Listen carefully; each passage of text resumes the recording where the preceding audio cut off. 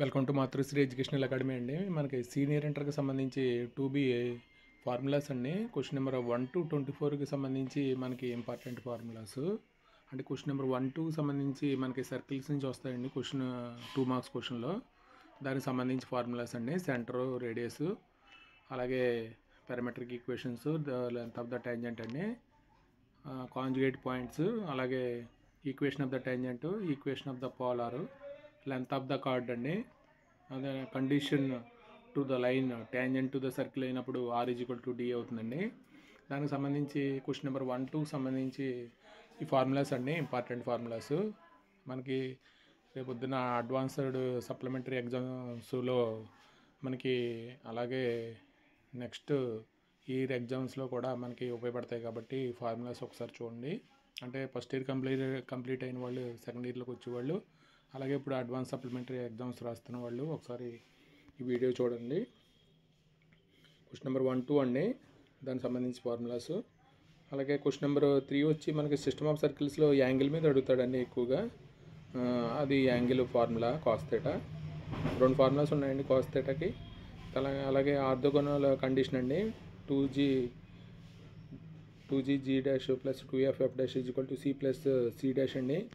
అలాగే radical access common card అండి. దాని మీద మనకి దీని మీద క్వశ్చన్ నెంబర్ 3 మీద ఈ ఫార్ములా సరిపోతాయండి. దీని మీదే ఉంటుంది మనకి మెయిన్ ఎగ్జామ్లో. అలాగే క్వశ్చన్ నెంబర్ 4 వచ్చి మనకి పారాబోలా అండి. పారాబోలా మీద equation of the parabola, focal distance అండి, ఈక్వేషన్ ఆఫ్ ద ట్యాంజెంట్, అలాగే y = mx plus c tangent to the parabola అయితే c = a/m ఆ కండిషను.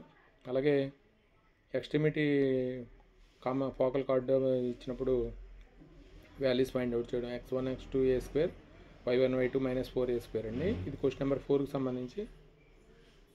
అలాగే క్వశ్చన్ నెంబర్ 5కి సంబంధించి హైపర్బోలా అండి.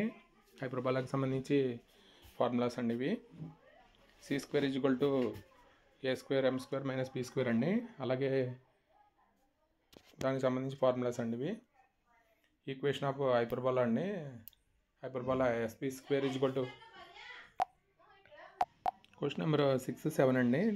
మనకి ఇండెఫినిట్ ఇంటిగ్రేషన్ నుంచి వస్తాయండి క్వశ్చన్స్. దానికి సంబంధించి ఫార్ములాస్ ఇవి.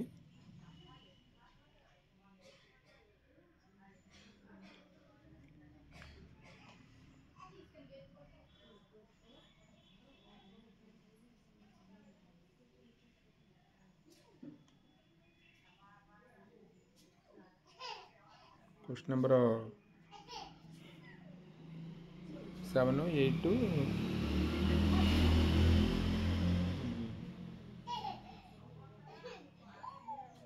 10 వచ్చి మనకి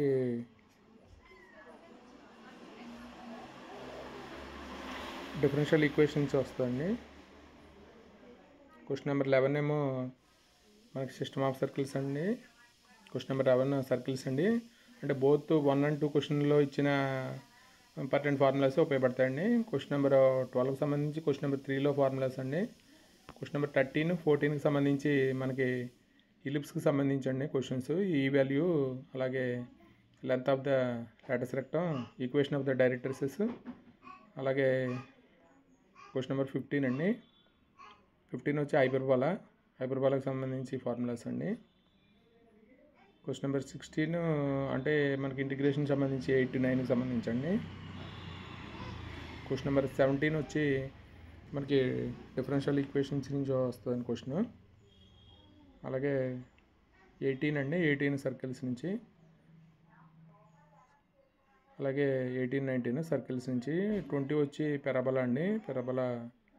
అలాగే 21, 22 మనకి ఇంటిగ్రేషన్ అండి. ఇదేమో 23 డెఫినెట్ ఇంటిగ్రేషన్. క్వశ్చన్ నెంబర్ 24 వచ్చి మన డిఫరెన్షియల్ ఈక్వేషన్స్ అండి. ఇది మనకి 2Bకి సంబంధించి ఇంపార్టెంట్ ఫార్ములాస్. ఈ వీడియో కనుక నచ్చితే మీ ఫ్రెండ్స్కి షేర్ చేయండి, లైక్ చేయండి, సబ్స్క్రైబ్ చేయండి. Thank you for watching this video.